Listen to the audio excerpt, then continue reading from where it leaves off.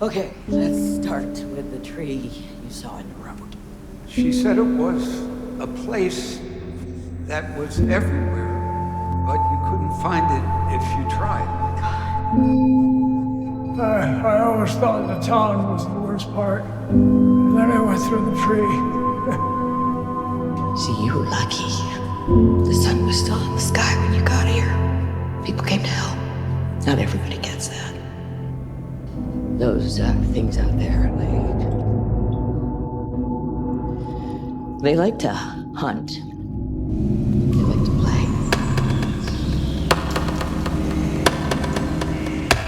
Everybody here just talks about how afraid they are of dying. They're coming. I don't think that's the worst thing that can happen to you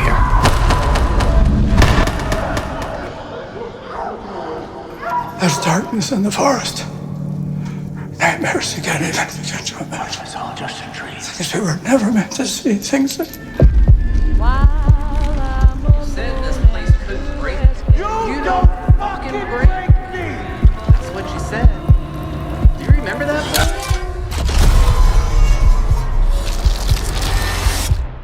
We don't have time for it.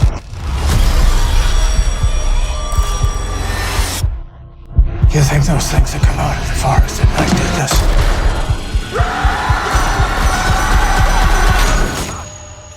They're just the tip of the spear. You can't go to sleep! Do you understand what I'm saying? Are you listening to me? The talisman will not protect you. There is nowhere that you are safe! No! Do it!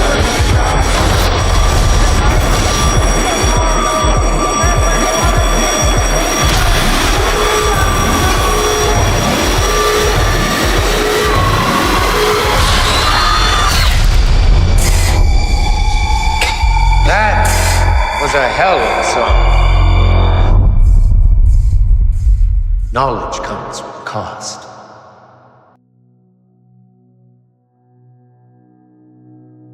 From is an amazing story with well-developed characters who find themselves trapped in a town they can't seem to escape from.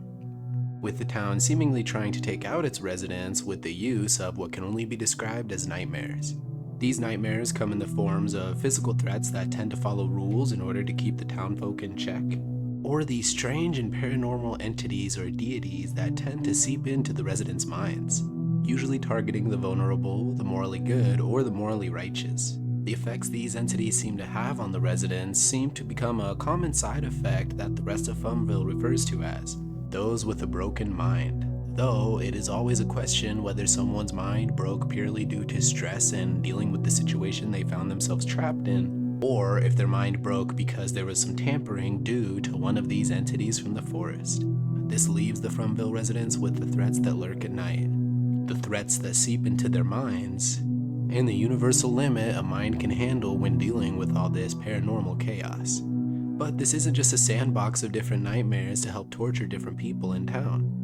Throughout the series, we found that this lore or consistent narrative they've been building and piecing together throughout the seasons has developed this sort of overarching story and potential clues as to why everything's happening in the first place. And while we do need more details before we can really claim we solved any of the mysteries within this show, I do think when you look at the characters, the human species in general, and how history sort of repeats itself, you can start to put together how the series of From might be heading towards another civil war. See, earlier I had referenced different entities or deities that can get inside the residents' minds and make them hallucinate or hear things.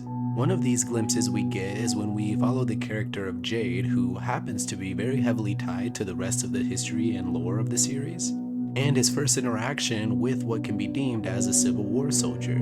This Civil War soldier sends Jade spiraling into frantic confusion and is definitely trying to kill him the entire time. This indicates to us that potentially this sort of pocket dimension has been trapping random people on the planet since the Civil War days. But I also believe that this Civil War soldier plays a heavy clue into the future fate of some of the other characters. But to get to that, first let's focus on the idea of a civil war in general.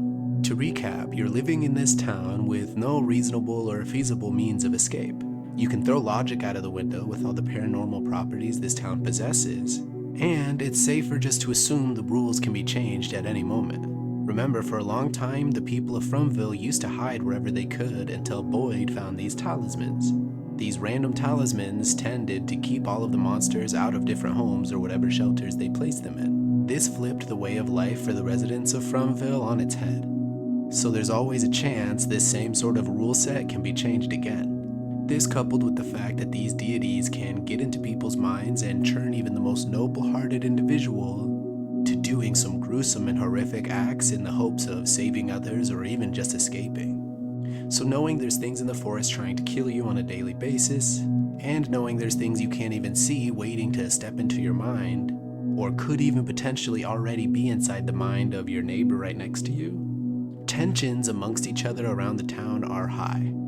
And considering the first episode of the season started with the residents at their strongest and most unified, we've seen each season how they divide further and further apart. And considering they have a pretty big threat coming their way in the Man in Yellow, I doubt they'll have an Avenger-style team-up where everybody puts aside their differences to take him on. No, I think instead, no matter how it happens, From is definitely heading towards another civil war. The way this civil war could go down, I believe, could be one of two ways. The first possibility would be through the Man in Yellow's breaking of the town. See, earlier I mentioned how the rule sets can always be changed again, and we see how the Man in Yellow possesses similar properties or strengths that the monsters that come out at night do, let alone the fact that this time he can come out during the day. Now there is a chance season 4 will start and we won't actually see the Man in Yellow until more pieces of the puzzle are put together. But I believe there also could be a big role for the Man in Yellow to play in Season 4 if he's introduced a little earlier. See, tensions are high in Fromville, and I'll get more into detail about that later, but for right now, we have to realize that with the Man in Yellow coming into town, there's nobody that will be able to do anything about it. We can assume if he can walk around during the day, that he can probably enter people's homes at night. And even if he can't, him being sort of a warden walking around during the day keeps people in check depending on what they're trying to do. This would leave the Man in Yellow as a pseudo-leader or warlord of the Fromville. And considering fear drives most people's actions in this show, I believe there could be two potential responses to him taking charge. One could be the very likely everybody just sort of listens to him and obeys whatever rules he lays down on the table because they just really don't see any other option. Or there's the very likely candidates who will resist whatever rule sets he puts down and tries to figure out a way to rebel against him, and whatever authority he establishes. Whatever actions this other group takes could result in the Man in Yellow punishing whoever is there with him or within arm's reach. And either way, a lot of these could be easy narrative seeds to the residents of Fromville fighting each other. In this scenario, it would be specifically because of the new ruler in the Man in Yellow. But what about the other scenario? I believe this is a much more likely scenario for the divide of the residents of Fromville, simply because the breadcrumbs were already there. What I mean by that is earlier I referenced how a Civil War soldier had appeared and chased Jade around. We know that in Fromville, certain characters tend to come back as reincarnated versions of previous characters or people who happen to get themselves trapped in the town. With that being said, it's easy to piece together that Elgin could be the reincarnation of the Civil War soldier. Reasons to believe this is because he's already been influenced and partially broken by a deity in Fromville. And though he did face repercussions for it in losing his eye and becoming very resembling of the Civil War soldier in general, it is sad to see that he was a good person like Sarah was, who got influenced in the worst way. However, unlike Sarah, I don't actually see Elgin going through this redemption arc where he tries to make up for his actions. Mainly because that plot's already been given to Sarah, but also because I think it's more likely he will double down on his faith in the deities or entities. Potentially even some built-up rage he has towards Boyd and his little crew he had that tied him up. Again, from Elgin's point of view, everything he was arguing outside of the actual escape part was correct. Fatima actually did give birth when everyone was questioning if it was even real. Fatima actually did survive like Elgin promised she would.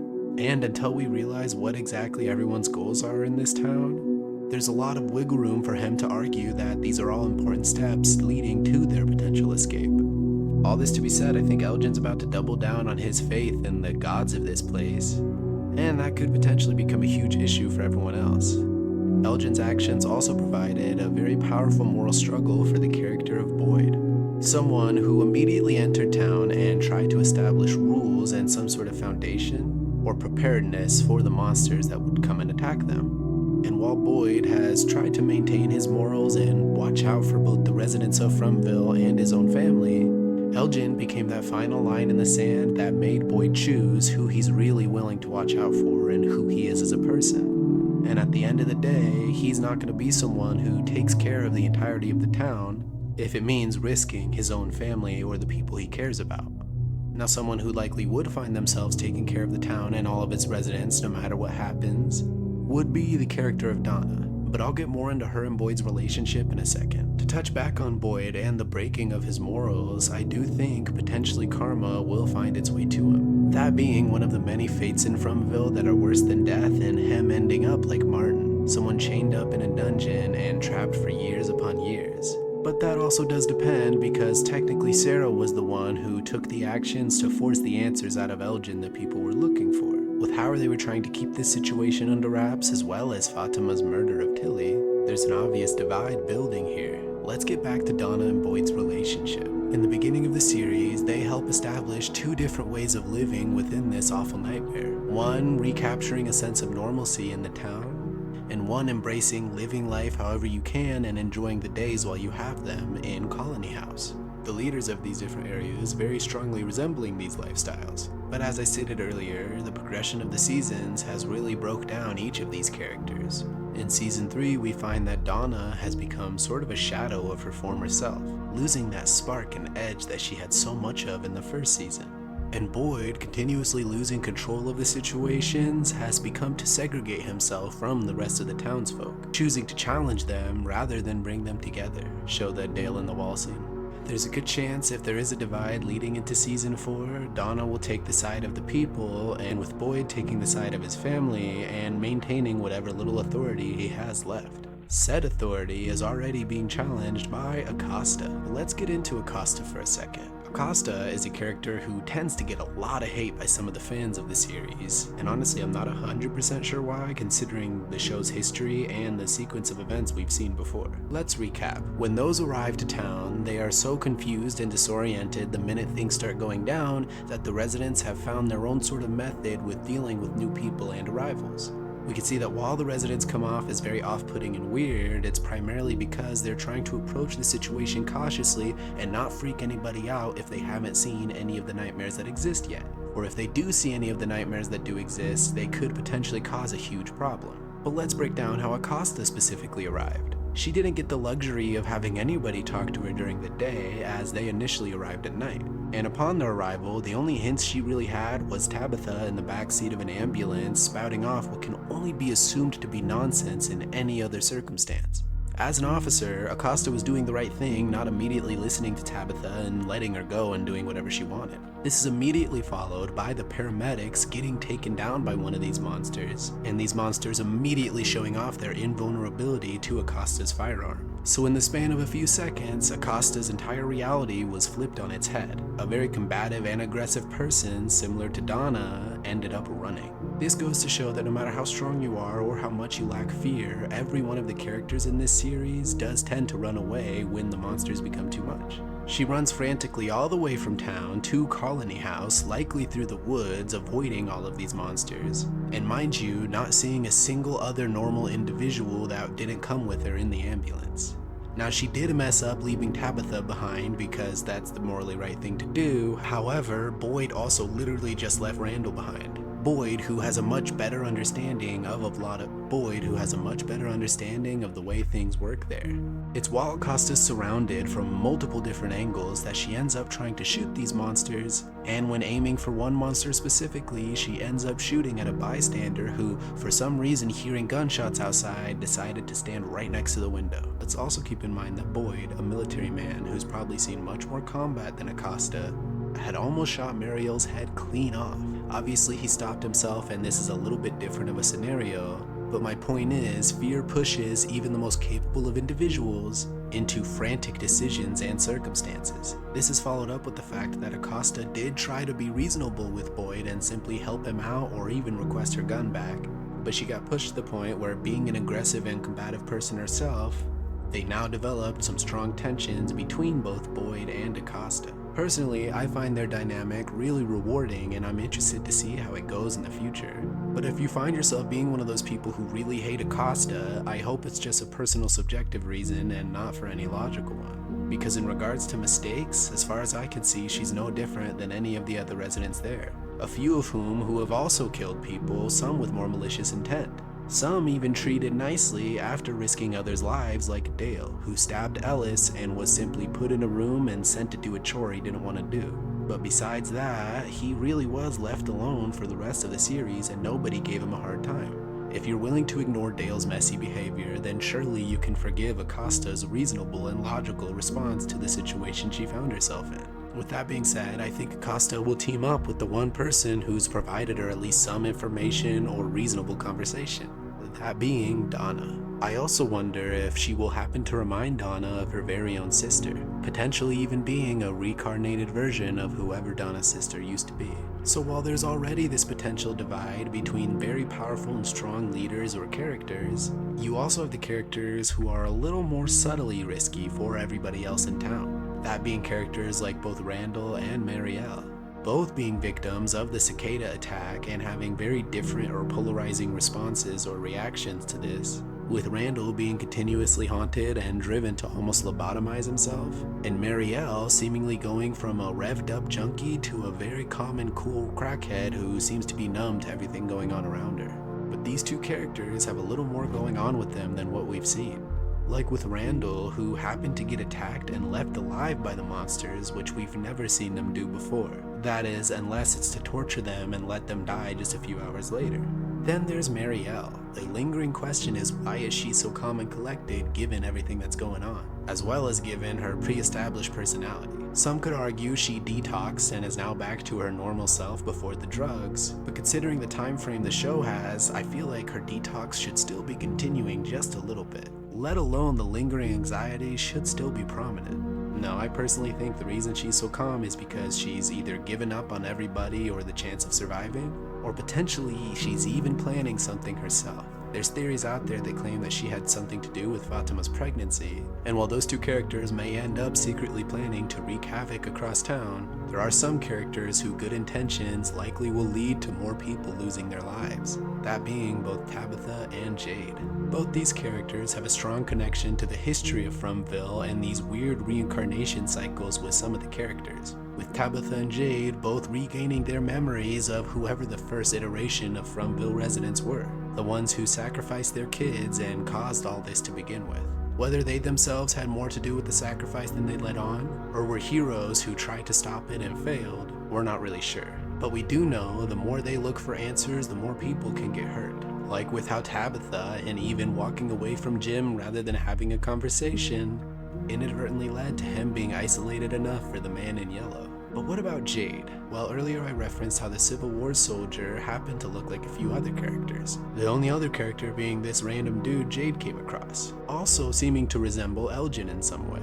Now, what do these three things have to do with multiple people dying? Well, for that, you just have to look at Christopher. Christopher, being a past incarnation of Jade, had tended to make the people of Fromville happy before his search for answers eventually led him trying to figure something out with the deity, primarily being the boy in white, but potentially other deities as well, and eventually leading to Christopher losing his mind. That very same sequence of events led to the massacre of the entire town the very next day. And what does this have to do with the strange one-eyed people Jade keeps coming across?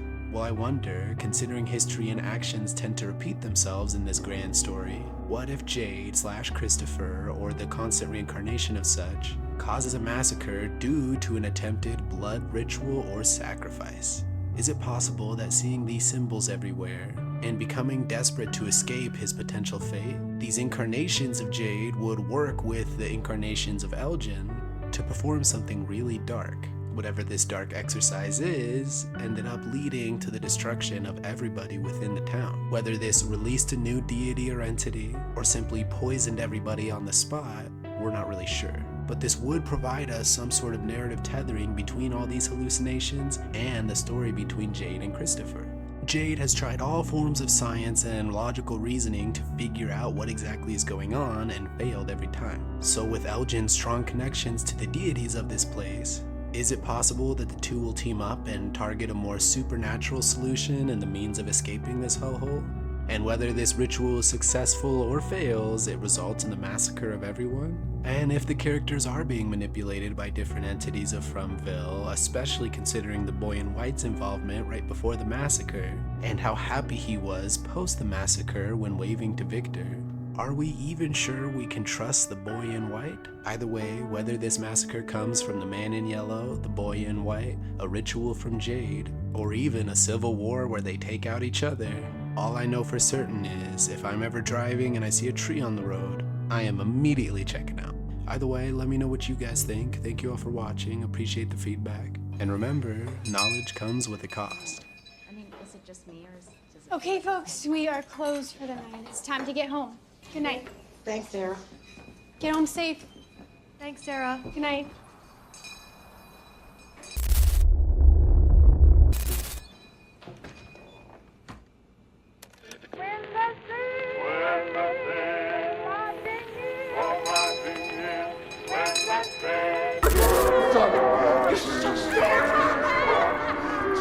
You're like a prom, you know that? You make everything around you beautiful. Good girl.